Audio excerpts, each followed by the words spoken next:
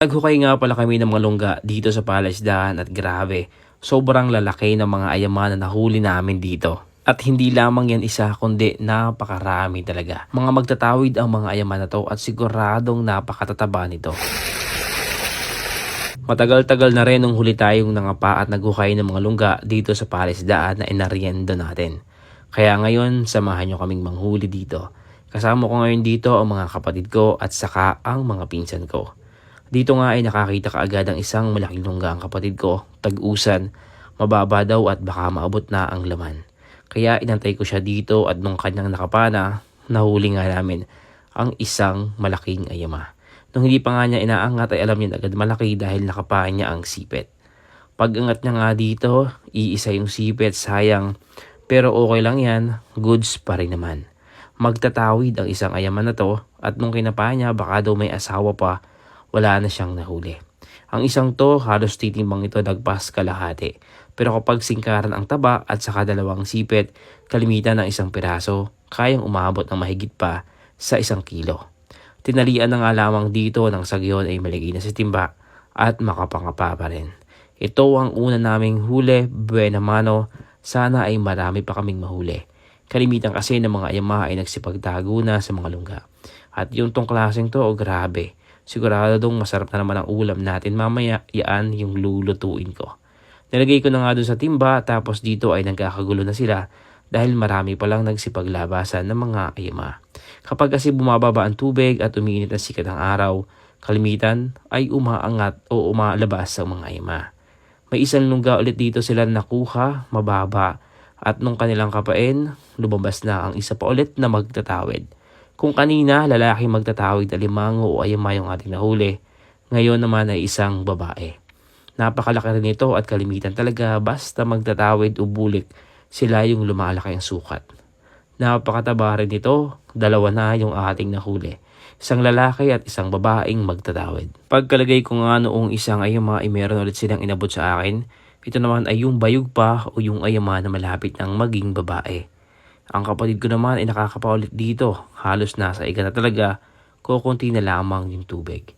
Medyo maputi nga lamang talaga at kailangang hugasan para hindi pumutik ang hasang ng mga ayama. Napakataba na naman ito kaya pwede na yung talian. Ito naman pinsan ko si Harley, tinawag ako, meron daw siyang nakapa.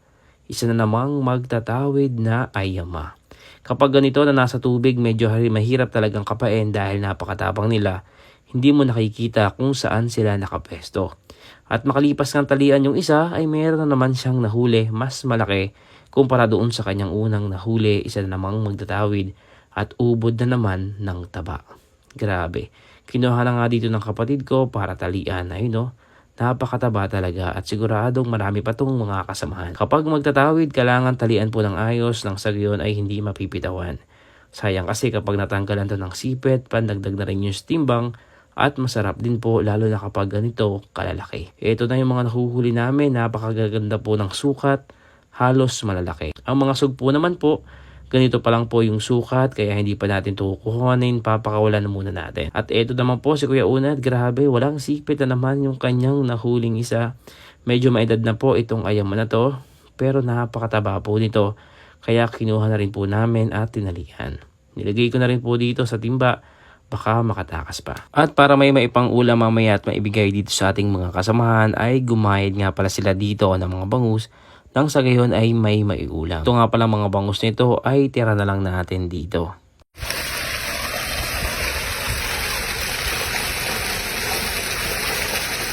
Ito yung mga natira noong naghulog tayo dito pero na-harvest na natin ang kanilang mga kasamahan.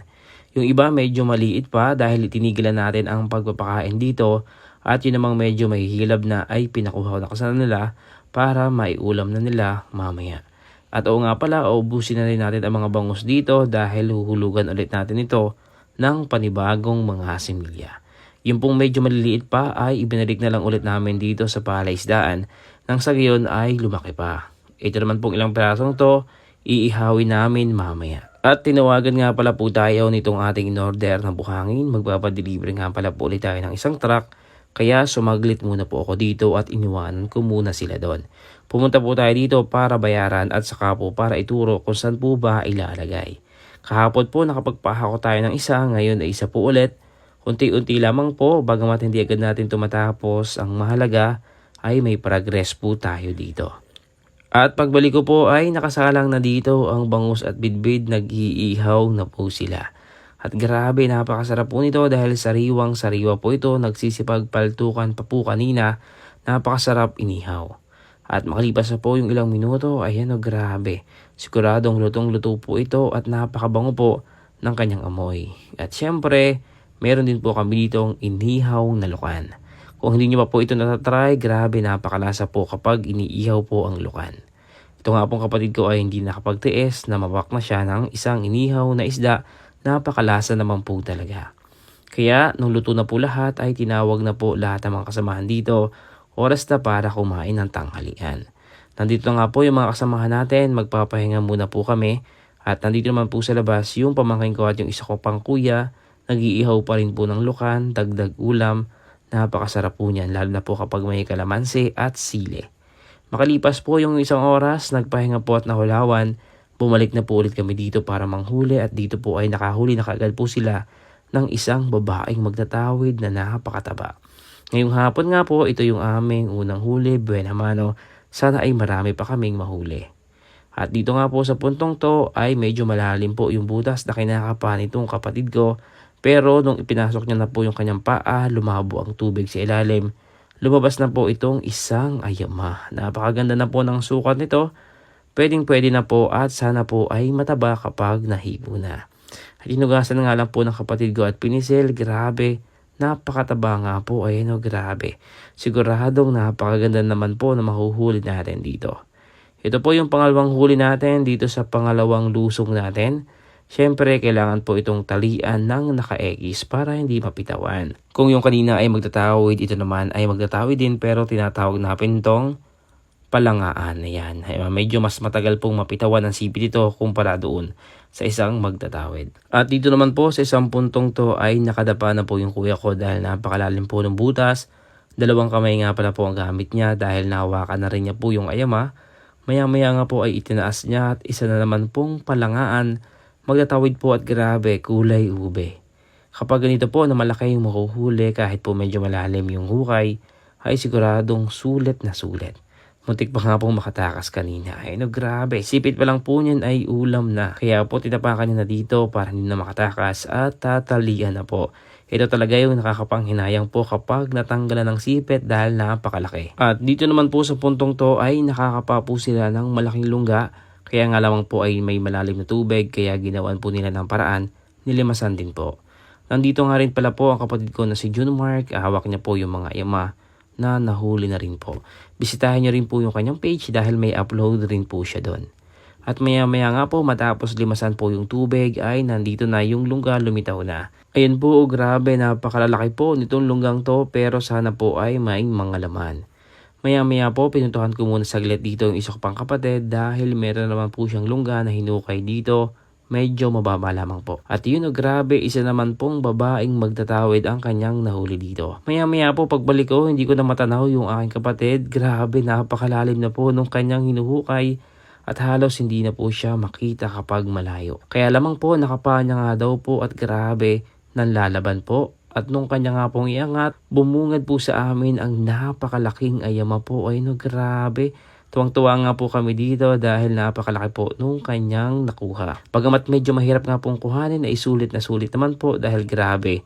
Yan po, napakalaki po ang sipit o grabe, sobrang taba. At yan nga po, nagpipilwag na nga po, kailangan po yun ay maging mahinahon dahil baka mamaya ay ipitaw niya yung kanyang sipit, sobrang sayang naman. Kinuha na nga po nitong kapatid ko na si Cordayo para matalian na po at yun.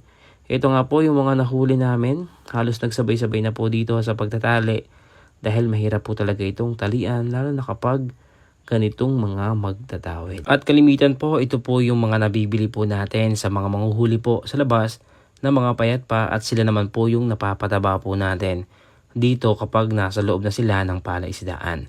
Ang kagandahan po dito kahit po sila ay malaki, ayan, mahirap po silang patabain, ay sumisikad naman po yung taba nila, medyo matagal nga lamang po. Kailangan lang po natin mag-invest ng mga pakain. At yan, nilagay ko na nga po dito sa timba at nung inilagay ko po yung isang malaki ay halos mapuno po kaagad. At yun, maya-maya nga po ay nagdesisyon na kami na itigil na yung panghuhuli dito. At ito nga pala po yung aming mga nahuli kanina sa kapapo ito at saka sa lungga. Grabe, napakalalaki po. Yung mga bangus po ay napaghati-hatian na po noong mga nanghuli. Bumawas din nga pala po dito tayo ng isang peraso. Ito po yung unang nahuli at sinabi ko po na ating uulamin. Grabe, napalaki po ng sipit nito at yun, sinalang ko na nga po dito. Nalagyan lang natin yan ng konting tubig at asin. Kung ibebenta po natin to, medyo mahal rin po ito dahil malaki. Kaya lamang po napaibig po tayo kaya kailangan nating ulamin. Yan na grabe, medyo natutokso pa nga po ako dun sa isang malaki kanina. Kaya lamang pinigil ko na po ang sarili ko dahil pambenta na po natin yon. Kaya dito na lang muna po tayo sa medyo maliit pero malaki pa rin naman po ito. At yan nasasawan po natin dito, sibuyas po na may suka. At meron din po tayo ditong chili garlic na galing po sa followers natin. Kapag ganito po kalaki yung ayam siguradong sipit pa lamang po ay paniguradong ulam na. Kailangan lang po talaga natin gumamit ng pamukpok dahil hindi na po natin to kaya ng ngipin, matigas na po ito. At yan lalo na po itong isang parte po nito, matigas po yan. At yun, grabe, napakalaki po ng laman, sipit pa lamang po, talagang ulam na. Nalagyan na po natin yan ng chili garlic oil at saka sibuyas. Napakalinamnam po. Tara, kain po tayo. At para po sa mga mahihilig din po dyan sa alimango, ito na po yung sign para magluto na rin po kayo nito sa inyo. At yan grabe, laman na laman po. Ayan grabe, napakasarap po. Mas maanghang, mas masarap. Tapos ito pong laman niya, kahit po siya ay lalaki, napakataba po. Sausaw natin dito sa suka, panalo. At yan ito po yung kanyang laman. Kapag pumalaki, mas madali po siyang himayin, mas masarap po. Hanggang dito na lang muna po ulit yung video. Maraming salamat po sa inyo. Ako po si Marvin Almanan.